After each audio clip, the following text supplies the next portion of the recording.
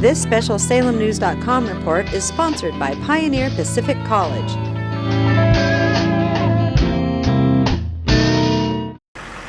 Y'all ready? Hey, we're waiting on you.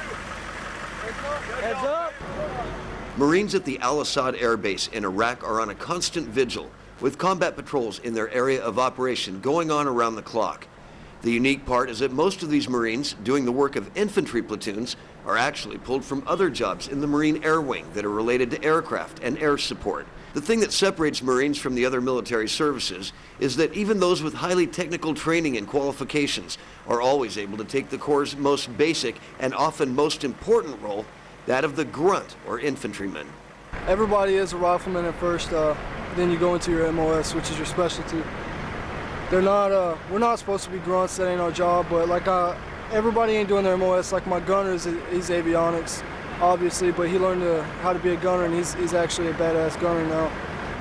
And I know I'm doing my MOS, I'm a driver, but we're filling out a grunt billet, which is security for the base, patrols, towers, and making sure everything's good. So technically, yes, we are grunts, but technically, no. They perform their jobs without complaining, in spite of the 120-degree temperatures, heavy Kevlar vests, and 6-hour combat patrols. If you take the time to ask them, they're honest about how they view this job, a modern-day rat patrol in one of the hottest, dirtiest, and sometimes most dangerous environments on the planet. How are things going out here? It sucks pretty bad, but we're going home in like 2 weeks, so it's all good. One thing that challenges these Marines is the desert environment itself.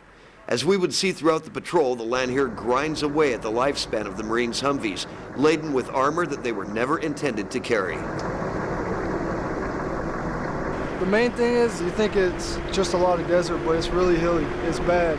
We've broken a lot of half shafts on our trucks, and we've had to replace them. How are the Humvees holding up for you guys? Not very good at all. We've totaled quite a few. They all go to dermo, they're broken, they're old. Yeah, these Humvees aren't supposed to have the armor on them, so still waiting to get the new Humvees. These ever get stuck? We get stuck pretty frequently, but we generally have a pretty easy time of pulling ourselves out. And we've actually had one of the better records of not calling the wrecker out. I know my squad hasn't called the wrecker out at all.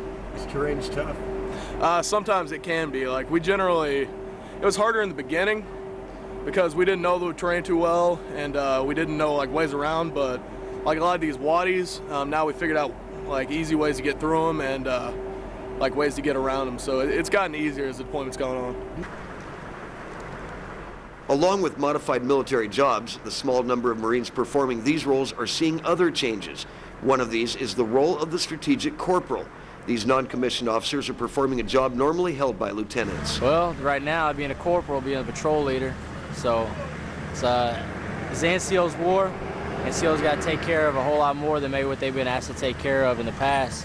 So you can see, you look around, you have NCOs and Lance Corporals starting to take billets. We got Lance Corporals in charge where they probably wouldn't be in charge in other places, but lack of Marines, you got Lance Corporals stepping up, Corporals stepping up, and sergeants are starting to fill the roles of staff sergeants and gunner sergeants. Another change in the Marine Corps is the emergence of the female Marine in combat, a concept still new in the U.S. military. This Marine is a private first class. She's been in the Marine Corps less than a year and has already spent a significant amount of time as a .50 caliber machine gunner in a Humvee turret. It's a new experience, a lot different than I thought it would be. It's just something new to learn. It's actually kind of fun. I have a feeling it would be inspirational to lots of women to know that you were up here doing this. Yeah, definitely. It's a good time. I think it's the place to be when we go on patrols, because you actually get to see, even though it's not much, you still get to see everything that Iraq is about, out in the desert and everything. The terrain here is stifling, dry desert with an occasional oasis of water, grass, and trees. In spite of the harshness, people still manage to hammer out a living through agriculture. Not sure if there's any males here, men.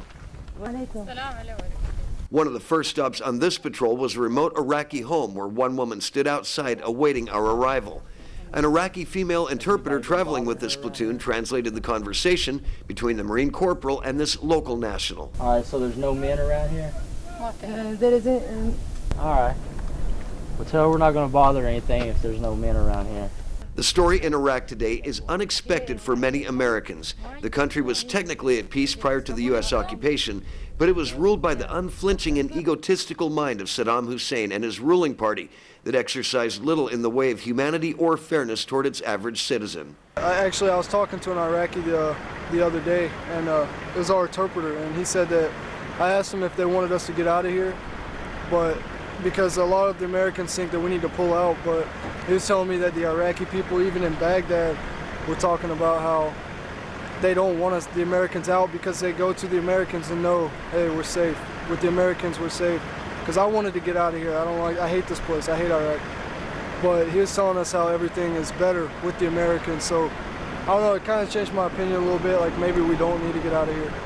I don't know. It's just a difficult situation. For our Humvee's gunner, the job of manning the machine gun carries many variables, and he remains ready for unforeseen dangers here in this desert environment. Basically, what you want to look for is like anybody displaying any hostile act, hostile intent, you know, being like pointing a weapon at you, or a hostile, that would be hostile intent. A hostile act would be like actually shooting or placing an IED or something. Basically, I'm also like a driver's second set of eyes, looking for any kind of rough terrain, like helping them find ways around it, ways through it, basically without damaging their truck or getting anybody inside hurt. And also just like looking for like any telltale signs of IEDs and where they might be placed at.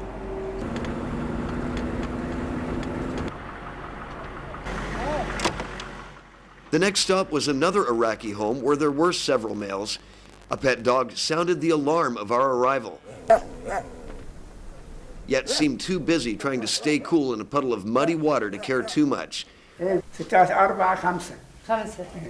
Along with the adult men in this home were several women and children. All right, ask them if they have any weapons in here. Weapons? No weapons. They answered several questions.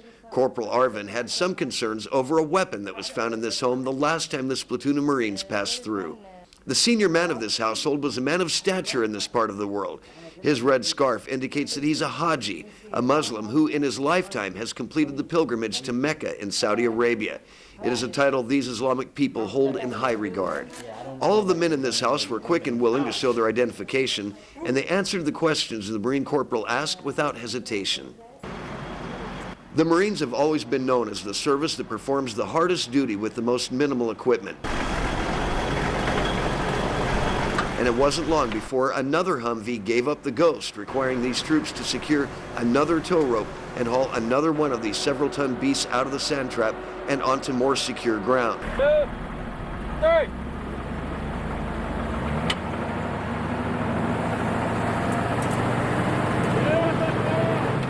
Hey, don't stop. Keep going.